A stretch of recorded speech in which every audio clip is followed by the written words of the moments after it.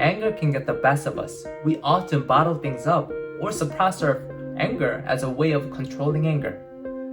Suppression doesn't make anger go away. It creates more pain. We often let little things bother us, and our response to people or situation can be very overboard or disproportionate. We're expressing anger too much or too aggressively. Managing anger means working with anger. Thus, anger becomes your ally. I'm here to give you actionable tools to accurately monitor anger and handle anger triggers. Let's dive in.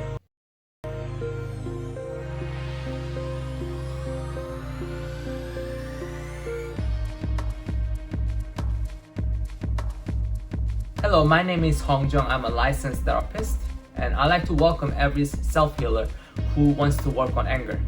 Anger goes hand in hand with anxiety and trauma. To manage or suppress anxiety on traumatic memories, we often use anger for self-protection. Today, we're going to learn 3 steps to take a pause and effectively deal with anger. First, I'd like to review our progress. In our last session, we talked about a skill called riding the wave.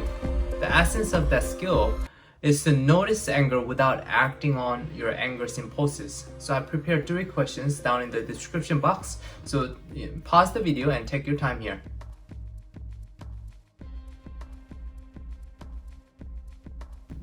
Developing anger management skills is very similar to endurance exercise. Let's say you're trying to learn how to run a marathon. The distance of marathon is typically 26.2 miles. There's no way we can just run a marathon without proper training. Maybe we'll start with running a mile first and see what happens. And if you feel comfortable running a mile, then you can try to run 2 miles, and then 3 miles, and then 4 miles, and then 5 miles, and then the whole marathon. During the process of learning how to run properly, maybe you need to take a couple breaks here and there. The more training that you go through, the less time you might have to slow down in the process. And in order to build endurance and tolerance with anger, it kind of applies the same method. It's important to check in with yourself and give yourself sort of a stop signal so that when it's too much, you can slow down. In order to help you understand this concept, I like to borrow one idea called the pendulation. The pendulation is a healing tool that's a part of a somatic experiencing therapy developed by Peter Levine. Pendulation involves switching between distress and resources for feeling safe or secure. When we face stressful event or deal with annoying people or situation, our body systems react to the situation and loses homeostasis, is the calm and stable state. In order to regain this balanced state, the homeostasis, we need to reconnect with the feelings of safety and security by talking to friends or meditating or deep breathing, taking time out, going for walks, or simply removing yourself from the stressful situation. The purpose of this pendulation is go back to the source of stress when you feel ready again, when you feel stable again. And it's a very slow and gradual process. This way you can find your own pace and build your tolerance with anger in increments. This way you can eventually experience what it's like to be moving away from dread and hopelessness to curiosity and exploration. We're not here to remove or avoid stress. We want to learn from stress and navigate our lives through stress and challenges at our own pace. Alright, it's a better experience than explain. Pendulation is like a mindfulness practice. We want to cultivate the practice of here and now and noticing what's happening both internally and externally. I want you to find a place where you can sit quietly and get into your most comfortable posture and pay attention to your internal state. Maybe you can scan your body from head to toe, experience some tension or relaxation, comfort or discomfort, pain or relief. So let's notice all the sensations or movements in the body. And when it feels right, I want you to visualize a recent anger moment. So what I mean by visualizing that moment, rather than just remembering that moment, can we take a moment to just watch the experience, almost like you're watching a movie. Just let it play.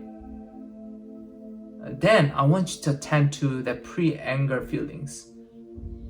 What emotion did you feel before that anger? Did you feel hurt?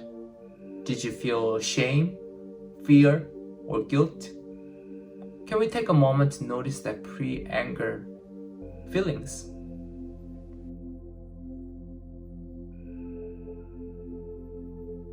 So in every way possible, replay the event in your mind's eye until that hurt or shame or guilt feel real right now. So pay attention to the details of that moment in your mind's eye. This is the most important part of the exercise now. To stay with these painful feelings and notice the breath.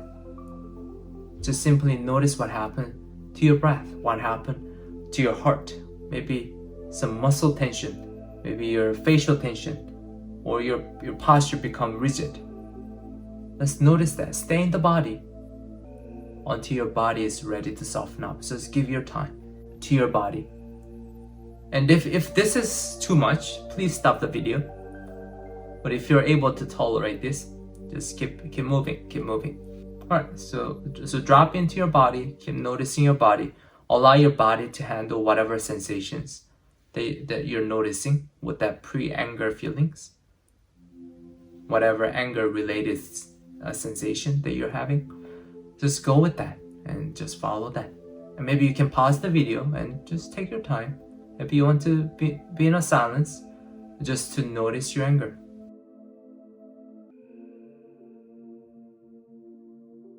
So if you're noticing your body softening up, body is being settled down, let's take a moment to notice your environment. Can you feel the support from the chair, the floor, and the gravity? Just feel the space around you. How big is your space? Notice that. Maybe notice the temperature of this room as you inhale and exhale. And look around your space and pick an object that seems stable and calm. And can we really feel what it's like to have that stable object around you? Maybe you can touch it. Maybe you can observe the colors, the shape, all that. Just simply notice that stability and to see what happened inside as you notice that stable object. I'm seeing a chair and a desk. They're well made and they're quite stable. I've been using this for a while. And as I'm noticing the stability in these objects, I'm seeing that I am safe. I'm okay. My breath slowed down and my heart rate also slowed down. Take a moment here and look around your space and find objects that give you a feelings of safety and security. So pause the video, take your time.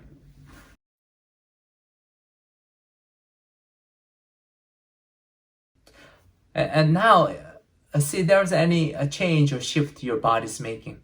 And scan your body again from head to toe. And I'm curious, what happened to the anger-related feelings and sensation? Did they get less tense? Or about the same? Or it got more intense? Can we take a moment to notice it?